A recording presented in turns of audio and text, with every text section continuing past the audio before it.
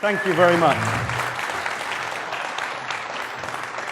Oh dear, it's wonderful to be here in Edinburgh for a site. It's the first talk that I've done in Scotland, so it's a real privilege to have been asked here, you know, with all the wonderful speakers. And this year, more so than any other year, I find it remarkable how many people are waking up and actually questioning everything. What you can realise is that their plan is to take you for every penny you've got. Once you realise that that's the game, then you can actually start playing it like a game and have a bit of fun with it. And of course, like Monopoly, you stand a far better chance if you understand the rules. Once you know that the whole banking system is based on creating money out of thin air effectively, or you creating the money with your signature, in fact. Being in debt is obviously one of the consequences of the game, because there's never enough. If you took all the money currently, you know, in the money supply, the debt's always greater than the money supply. And if you paid off all the debt, there wouldn't be any money. And here's one example of the lack of information, the lack of wisdom on the part of government, and this is just typical. So here we have, let's see if this works, here we have vitamin D, D3 in this case, and this is a molecular representation of that molecule, which is actually not a vitamin at all, it's a prohormone. How many people here take vitamin D? I mean, would you, as a supplement? Okay, there's a good number, but not everyone. Well, if you live in Scotland and this time of the year, into the winter, into the spring, you absolutely, positively need to be on supplemental vitamin D. You aren't getting enough. I don't care if you drink milk by the gallons, you're getting synthetic vitamin D. And as such, you aren't getting enough, because what they found is they found that a long time ago, they thought, for decades actually, they thought you only needed 400 international units a day. Well, they found out about 6, maybe 7 years ago that they were wrong, that actually they were off by an order of 10, an order of magnitude, which is meaning that it needs 10 times more. So each and every one of you needs around 4,000 international units a day. I myself take 5,000 international units a day, which sounds like a lot, but actually is only 1/8 of a milligram. And what it does is it hypes up your immune system. It makes you more resistant to cancer, more resistant to viruses and the like. So you want to take it, and don't take D2. That's the synthetic form. That can be toxic, but D3 has an extremely wide safety margin. So you want to be taking that. And just as an aside, when you buy the bottle, after you open it, refrigerate it, because those little gelatin capsules, they have oil in them, and oil, the gelatin capsule is gas permeable, the oxygen can seep through and oxidize the oil, and one of the worst things to put in your body are rancid oils, so you don't want to do that. So once it's cracked open, put it in the refrigerator. I started this journey largely because a Glasgow medium called Albert Best, total stranger to me, stood at a meeting like this and said, I've got your 2 children here, your 2 dead children. One died at birth and one was a late termination and doctor's advice, and they're jumping up and down here because they're saying this is the first time we've ever been able to talk to our daddy. But who's the woman sitting beside you? Because she's not our mummy. The truth of the matter was, yes, I did have 2 children.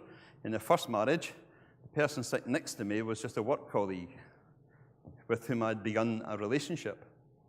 Nobody knew that, but that wee Irishman did. So I befriended him for the last 7 years of his life, and much of my understanding of spirit communication came from him. I saw him put his hand on a child's head and withdraw a black globular mass and put it into a basin of water, and doctors confirmed that the child no longer had brain cancer. I can't explain that, but I'm determined to spend what time I have left trying to understand it. My philosophy is a simple one. Modern science has got itself down a cul-de-sac. Science is like it was 110 years ago. There are certain things within science they cannot explain. They cannot explain how inanimate matter brings about consciousness. It's called the hard problem. David Chalmers, an Australian philosopher, has brought this up. Because when you think about it, your brain is ultimately made of inanimate matter. How does inanimate matter bring about you with your memories, your future, your fears, your hopes, your loves, your dreams? You shouldn't be existing in a world of matter, because the mind is not matter. It is the opposite of matter. It doesn't occupy space, does it? It occupies time, but it doesn't have extension in space. But your brain creates it. They don't know how, they have no idea at that. The word hallucination, we bandy this around. An hallucination is considered to be an illusion. But we've got no way of knowing whether the reality you're now experiencing is an hallucination. The only reason you believe this is not an hallucination is because you share it with everybody else. In other words, it's consensual. You're in a consensual space with everybody else. Okay? So that's what you believe this reality to be. And when you go to bed at night, the reality is the same when you wake up the next morning. There are cases where individuals have had hallucinations they have shared with other people. Suddenly, the question of whether reality is consistent because we share it now, suddenly the question is, if people are sharing hallucinations, that means that's just as real, by the same application of logic. So we have to start thinking along different lines here. We have an interesting anomaly that doesn't fit in within the modern scientific paradigm. If you're not putting the news into context, you're not actually understanding what's going on, as a journalist, as an editor, or as an audience. I think there's a load of psychology involved in this as well. We've been talking about this a little bit earlier on today. The big lies. What that does is it disengages the public from the political process and also from the media, and it induces apathy. If you think that what's been going, that the mainstream dialogue is lying, and that there are all sorts of lying positions in there, such as the position which even some of the Tory cabinet take, is that they want to deal with the problem of tax havens, where most of their own personal wealth is in those tax havens. And when David Cameron's father, Ian Cameron, was the pioneer of tax havens, when the exchange controls were lifted in the early 1980s, then you start to lose any kind of faith that there's any real debate going on. And this is repulsive. What it does is it just disengages us from that. And this is very dangerous, very pernicious. The prize, I suppose, in the media is that this is the nervous system for humanity. And increasingly it's global. I mean, Russia Today, for example, is a global channel, the BBC World. They are a global channel. And this is the nervous system by which we function. This is what controls the limbs of the body politic, if you want. And when that's poisoned in the way that so much of the mainstream media is today, with false debates being put forward, people being allowed to lie without being held to account, then we are in a serious problem with humanity. What we've seen here today is information processed through consciousness and turned into action. And that's why these events are so important, because you will not get the same energetic feeling and consciousness resonance from reading something on the internet or a newspaper. You actually have to get out there, meet like-minded people, and even if you're sitting next to them, the power it has is tremendous. We talk about the Great Awakening, we know there is something happening, but they're also getting worse. There's definitely a split here. One half is flying off to actually try and do something good with the world. There's a lot of apathy in the middle, but I believe they're just an untapped resource that we have to find.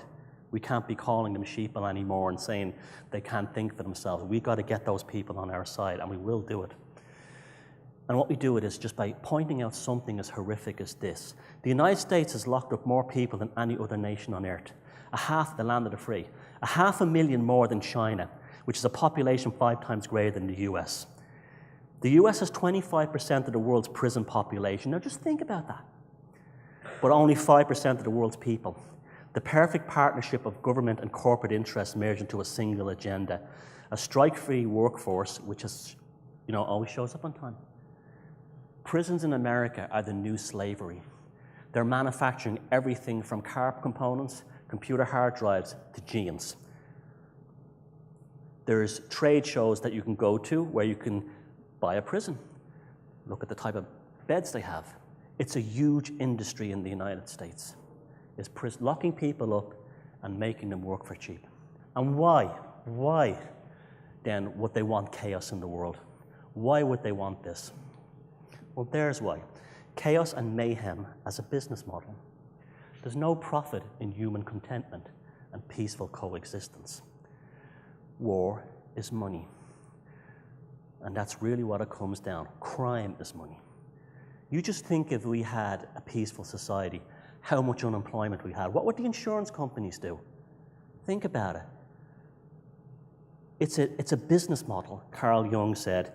One does not become enlightened by imagining figures of light, but by making the darkness conscious. This is a motif throughout human mythology and history that's always a constant. We go into the world of the shadow. We enter the labyrinth. We have to go into the dark and fight the demon in order to come from the dark and bring that experience into the light. The Jews claim they are chosen. The Mormons do as well. And if I don't convert to Catholic, I'm surely going to hell. Buddhists, Hindus, Baha'is too, each hold the truth they say. Confucius calls many converts. Confusion bars my way. Does Islam have the answer? Oh, Zoroaster, he might be right. Shinto, say the Japanese. Now, maybe that just might. All claim they've found the pathway, and all others lead to Hades. There's a deluge worth of dogma through which a seeker wades. Does one faith hold the secret, or is each a jigsaw part? Is there a greater picture, and is that picture just the start? There's a madness driving mankind. They claim their cause comes from above. They slaughter non-believers, then claim their God is love. How cruel, how sad, how bitter to hate the God of another man. How strange, while screaming hatred, to think you're following God's plan. We are not moving forward. We err as much as in the past. Our eyes feed on this moment, and this moment cannot last. Ask me not for answers, and ask me not who's right. Ask me not for meaning. I do not have that sight. We are born from love and feeling. Neither have a voice, neither have a reason, and neither have a choice. Hatred fools the foolish, and anger feeds the foul in life. Fury fuels frustration, then chaos wields the knife. Great rivers gather many streams as they flow to the mother sea, but each raindrop bears a balance, and each one has a right to be. The mingling of the raindrops will wear down rock and stone, and if you can wear away your hatred, you'll find love will stand alone. Become one, people. And there's a little graph of the red one, the top one, is the amount of lending, the M4 lending, and the bottom line is the money supply. So you can see that the money supply is always behind the amount of money, behind the debt.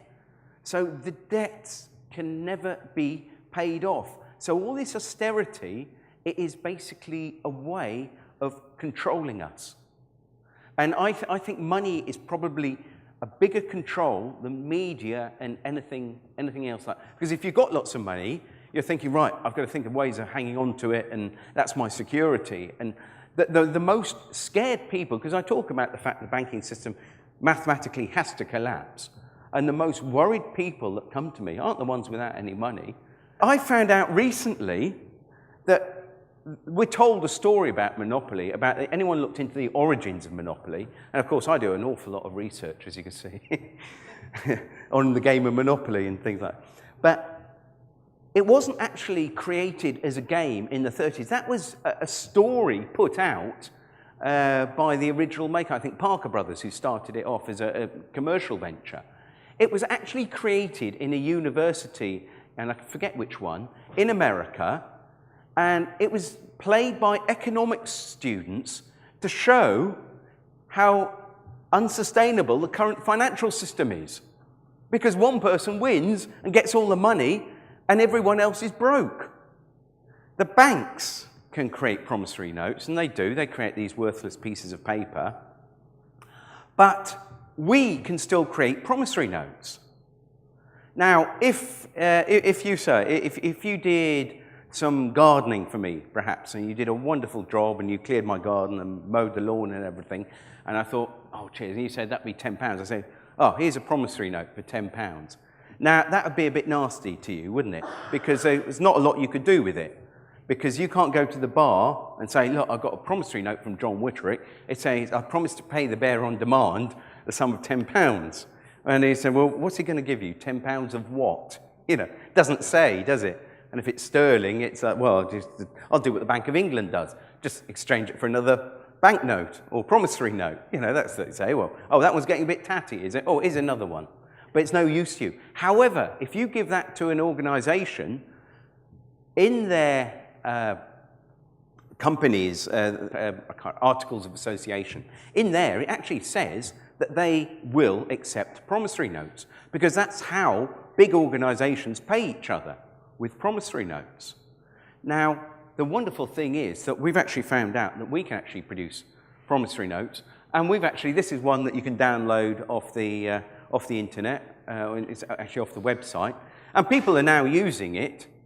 And I can't say it works every time, but some people have been successful paying for things like utility bills. And we've actually seen it where it's come back balance zero. I mean, it's fantastic. Here's the problem, another error that the government makes, and I want you to keep this in mind, is with food fortification with iron. That's great for growing boys and girls. That's great for women who still have their periods. Everyone else, it's an absolute disaster. Men, by the time they are 50 years old, they probably have 2-3 times the amount of iron stored in their body because they weren't having monthly periods to get rid of it. They weren't having babies to get rid of the excess minerals. It probably accounts for 80% of the difference in lifespan between men and women, according to Bill Sardi, who's an expert on the subject and has written books on the subject about iron toxicity. So men are getting way too much iron, and maybe in the old days when we're out there fighting battles and stuff, we'd get cut and bleed, but we aren't these days. So we tend to accumulate iron, and that ages us. And it's very interesting because once women reach menopause, then they start rapidly catching up with men in rates of heart attacks, rates of cancer, and the like. And this is proof, to a large extent, that this is a problem with the iron. And yet, what are they doing? They're requiring iron to go into food that's sold to the mass market, so everyone eats it. Now, if you're a man who likes steaks, or a menopausal woman who likes steaks, if you want to block the uptake of iron, then you just drink a glass of red wine with the steak, and it blocks it 130%. 130%. Well, what does that mean? That means it's actually chelating out some of that stored iron from your body as well. You drink a beer with meat, with a hamburger or a red steak, then you're actually increasing the absorption of iron. Or if you take vitamin C with it, you're increasing absorption of iron. So you want to, if you ever, for those of you who are not vegetarians, if you want to eat a steak or any red meat, always drink a glass of red wine with it. And the fact of the matter is that the conventional approach kills, not the natural approach, the conventional approach. And these are US figures.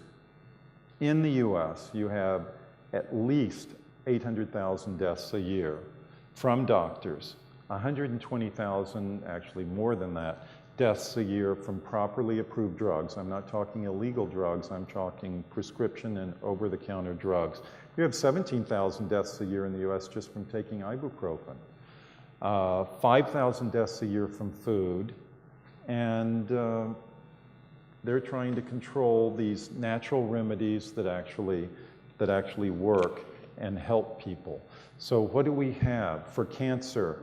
And I don't know how many of you have already heard of this, but GCMAF, which is a glycoprotein macrophage activating factor, and I talk about it more in some of my other speeches, but it's just a once weekly injection, has had a 100% cure rate for cancer.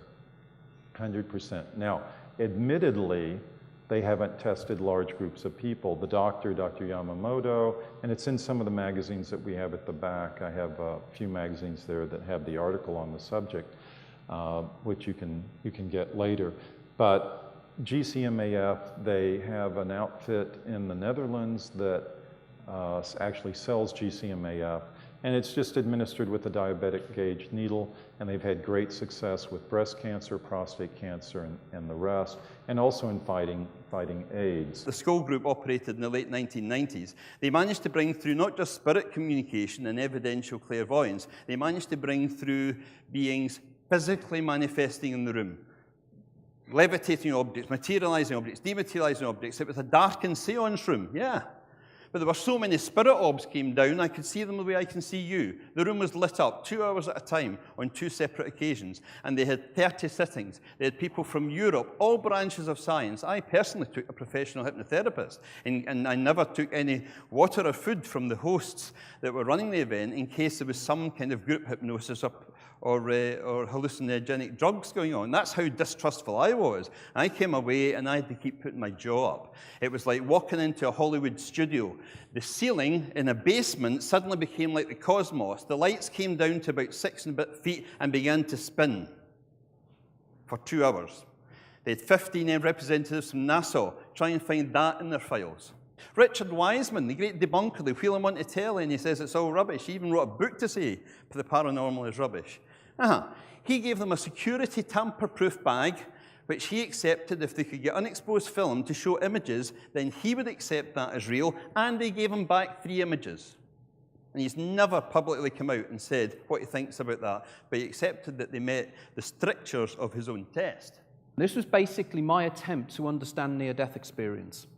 Near-death experience from a neurological and a scientific point of view, but also from an experiential point of view. So in other words, understanding the fact that people do have this experience, it is reported time and time again, and it's consistent. It is also consistent across cultures. So clearly there is a phenomenon taking place, and it is unscientific for modern science to just ignore it. Science should pursue every single angle in order for us to understand the reality we live within.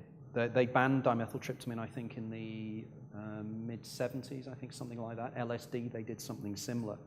And I think it's because what it's doing is it's giving people the idea that there are alternate realities that they can travel to, and that this is not the only reality. Now, I believe the alternate realities that you break through are the realities that maybe ghosts exist in, disincarnate spirits, whatever we want to call them. I think that this can explain an awful lot about the nature of reality and those anomalous things that we all experience. You know, whenever I give talks like this, 80% of the audience will have either had precognitive dreams, precognitive deja vu sensations, out-of-the-body experiences. These are phenomenally common. They have to be explained. And I think with hallucinogenic drugs, there are sometimes dangers, but I think the difference with dimethyltryptamine is it seems that it is generated by the brain. They've actually found receptor sites in the brain called TARS, T-A-A-R-S. And TARS seem to be designed specifically to work with dimethyltryptamine, which effectively means they are natural. And if they are natural, what do they signify? And I suggest that what they signify is when you go into a dimethyltryptamine trip, for want of a better term, you are encountering entities. And these entities, I think, are linked in some way to DNA. That's why there's the snake symbolism. That's why you see the caduceus with the twin snakes. You have the opening up of the Kundalini experience. The Kundalini experience goes up the spine on 2 sides, the Pingala and the whatever it is going up the side of the spine. Again, it's the symbolism of DNA. And I believe that it's DNA that is communicating with us through these drugs. I believe the light that we perceive in dreams, the light we perceive when we have, when the light is actually drawn up from the biological states, is light coming up from something called the 0-point field, the quantum vacuum, as it's known. This, again, is probably a little-known area of science. But if you start checking up on it, you'll find it quite intriguing, because an associate of mine, Professor Bernard Heisch, who is an American astrophysicist, has actually got funding from the American government to find ways and means of drawing up energy from the zero-point field. In fact, they've started a project in Boulder, Colorado, where they're actually trying to find ways and means of drawing this energy up. And I believe this is why there's the fascination for the Higgs boson as well over in CERN, because the Higgs boson is a manifestation of the zero-point field. What the zero-point field is a mysterious form of energy that's found at just above absolute zero. I think it's 272.15 Kelvin. That's very, very cold, and there should be no energy there, because the very definition of absolute zero is that there is no energy. The electrons stop moving. But there's something called the Casimir effect and various other effects that have been seen that even at that level, there is still energy coming up from somewhere. That energy is electromagnetic energy, and it's coming from the space between the particles within the atom. Most of the world is 99.99%, 999 go on and on, empty space. You're empty space, I'm empty space. The only thing is we're just fluctuations in an energy field. This is what is happening here with the zero-point field. Every terrorist attack in Europe should be put in the context of this NATO operation, where NATO operatives, fascists who were recruited by NATO, were blowing up things and blaming it on whoever the enemy was at the time, usually the Russians or the far left wing, people like the Red Brigades, even potentially many people will say the IRA. We certainly don't know for sure who planted the bomb in Birmingham that the Birmingham 6 went down for, the Guildford 4. These were miscarriages of justice, but who planted those bombs? There was an organisation being run by NATO. I mean, we hear now, don't we, about the Colonel Gaddafi killing his own people. What about NATO killing us, ordinary innocent civilians here in Western Europe, in order to blame it on whoever the bad guys are at the time? I'd just like to read a little quote from that Paul Manning book, Martin Bormann, Nazi in Exile. This book, by the way, just after it was published, the publisher had his kneecaps broken, and the author's son was shot dead in New York. His first son, his second son, is still alive, I believe.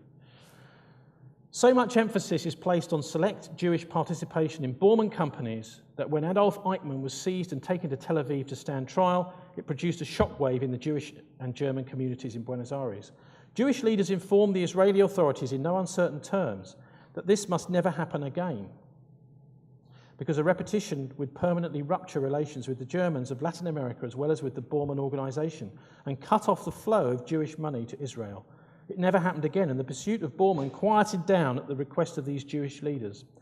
Bormann's residing in an Argentinian safe haven, protected by the most efficient German infrastructure in history, as well as by those whose prosperity depends on his well-being. So, in other words, to paraphrase Paul Manning, money talks, Nazi money talks, and it can even buy the Israeli leadership. So, we can't get the Amazon, all of us, we can't get to Siberia and Africa. What can we do to attain shamanic healing within our own lives and communities? You're going to be surprised by this one. Heavy rock.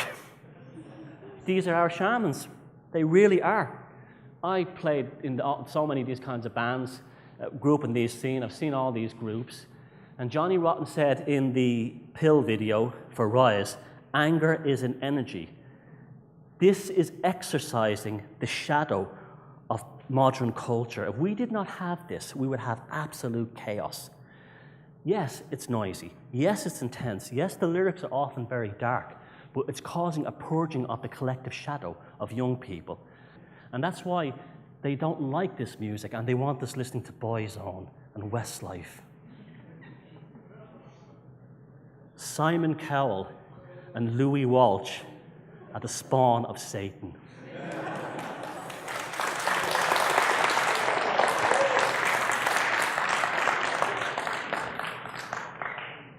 Laugh. It actually expands your cellular walls. It releases endorphins. Anxiety and misery get you nowhere. It just makes the parasites happy because they can feed on you. Let me show you how important that comedy is. We know Bill Hicks is dead, right? We know George Carlin is dead, right? But when you see a video of them on YouTube or any other video source, do you see dead people? They're as alive today as they were back when they were actually alive in this reality. There's something truly powerful about that. Their comedy is more than just jokes. This has always been something that gives us power. Yes, it can be offensive. The life of Brian could be very offensive to Christians, but they weren't making fun of Jesus. They were making fun of the fact. As Douglas Adams said, 2,000 years ago, they nailed a poor guy to a plank for saying it would be a good idea to be nice to each other. And it's not a crisis, it's a scam. And I'd actually go on a little bit further than that, but that's just my personal, because I do get angry about it. I do joke about it a lot, but I do that because that deals with the anger, actually. What I would say, most importantly, is respect authority. Now everyone's looking at me thinking, he's gone mad. There is only one authority in your life, and it's very, very quiet, but when you actually tune into it, it shouts. Throughout the media, we have all sorts of mostly useless information. That's why it's so important for people like you to come to events like this or monitor the internet on good sites to get the right information, because otherwise you're going to pick up the paper and you're going to see stupid stuff like this. You know, just stupid stuff like this. Or statistics show that, you know, how useful is this? But maybe it depends on your perspective. I would say the perspective should be that of a well-informed but open-minded skeptic, but not a cynic, and not a believer either. There is a pathway to be found through anomalous human experiences that is suggestive to me of an external intelligence, a non-physical intelligence I'm happy to call spirit. But scientists might not agree. Now, I have absolutely no idea whether an organisation calling itself the Illuminati exists today, but certainly those ideas of using cults and secret societies to infiltrate positions of power is absolutely rife. And unload the doom junkies. I have to keep saying that. Get rid of them. Unless they come with a positive solution. Solutions are the only thing that work, and real solutions, not, you know, the spaceships are coming. That's not a solution. A real solution is, let's build an airship. Let's form an alternative community. Let's spread fires out. Let's put together the Awakened State Conference in Edinburgh. That's what we need. But effectively, every single person, the one thing you know with absolute certitude is that you're inside your head and thinking. That's the only thing you know.